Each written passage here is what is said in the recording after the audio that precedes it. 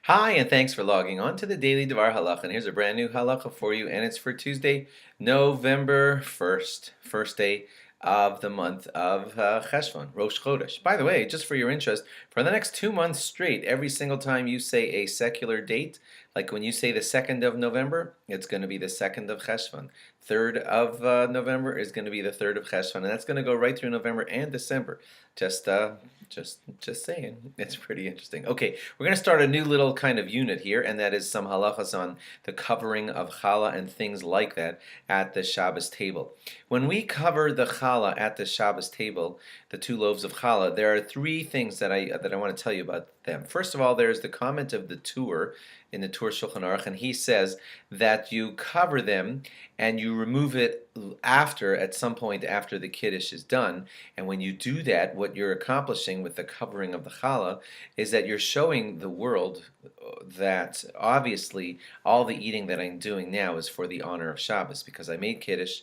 That's sanctifying the Shabbos. Soon after Kiddush is over, we reveal the food, and that kind of just shows that the revelation of all the food is for the honor of the Shabbos and the Kiddush that had just happened. That's one of the reasons why we want the challahs covered. Then revealing the food after Kiddush just shows, and this meal is now for the Shabbos. That's one of the things we accomplish by covering the challah.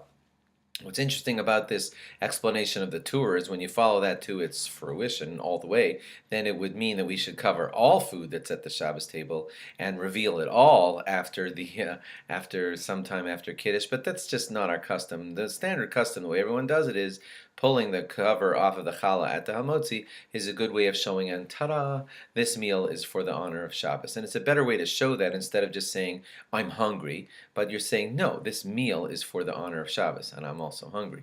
That's one of the reasons we cover the challah. The Yerushalmi says a reason that you're quite familiar with. A lot of you have heard this before, and that is in some ways, and at a mystical level, it embarrasses the challah that you have to tell it, you'll wait. Right now we have to sanctify Kiddush with wine, and the challah is like sort of second rate, compared to that. So we cover it so that we don't show. Now remember, challah is an inanimate object, and it shouldn't really be officially embarrassed. You've heard me say this before, but we can't show any embarrassment. That would be a bad reflection on us, that we are loosely sort of showing, not dissing the challah. So that's the Yerushalmi's reason that we cover the challah, so we couldn't be considered guilty of that. And Tosfos adds that it's because, and this is also famous, you've probably heard it, that when the mun fell down to the Jewish people in a double portion every Friday afternoon, it arrived in a double portion covered with a layer of dew below it and a layer of dew above it, and that's why we put the cover for sure over the challah, and what's under the challah also acts as a cover, and we're accomplishing showing the double mun that arrived every Friday in the honor of Shabbos. Some say that no food should be brought to the table until after Kiddush is recited. Not everyone follows that, but it would be a continuation of some of the ideas that we've been saying. So having all the food all out, all over the table while Kiddush is being recited, according to some, is not the proper way to go. The Aruch HaShulchan says that you should keep the challah covered before the husband even comes home from shul. So those of you who prepare a little bit late, and when all the men are home from shul, then they put the challah out and put the covers on. So according to the Aruch HaShulchan, it's a little bit better to have the challah already concealed and waiting and all set, good to go for when the men arrive home from shul.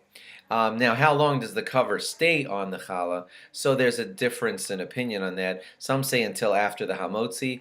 The Pri Megadim and others like him had said that no, the challah cover comes off of the challah right after Kiddush. So there's a difference in opinion on that. The more prevalent custom that everyone does is what you're probably used to, is that the challah comes off of the cover comes off of the challah right after the hamotzi. That's the way most people do it nowadays. Thanks for logging on, and log on again tomorrow for more. Remember that it's Rosh Chodesh, Monday night and Tuesday, Tuesday night and Wednesday, and remember all of your Rosh Chodesh editions, and have a good Chodesh.